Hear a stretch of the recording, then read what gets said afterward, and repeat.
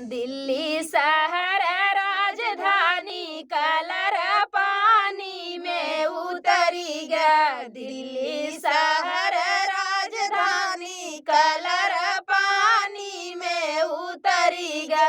जाई कहा हमरे ससुर जी के अगवा, जाई कहा हमरे ससुर जी के अगवा।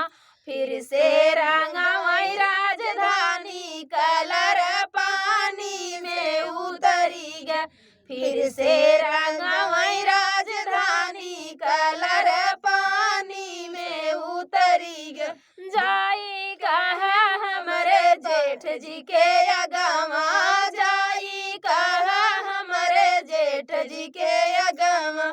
फिर से रंगवई राजधानी कलर पानी में उतरी गया। फिर से रंगवई राजधानी कलर पानी में उतरी गया। दिल्ली शहर राजधानी कलर पानी में उतरी गया। जाई कहा हमरे देवर जी के अगवा, जाई कहा हमरे देवर जी के अगवा।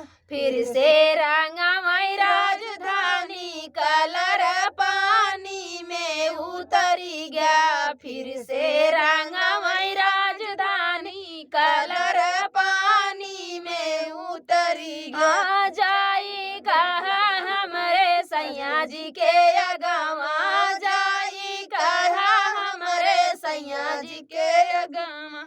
फिर से रंगवई राजधानी कलर पानी में उतरी गया। फिर से रंगवई राजधानी कलर पानी में उतरी गया। दिल्ली शहर राजधानी कलर पानी में उतरी गया।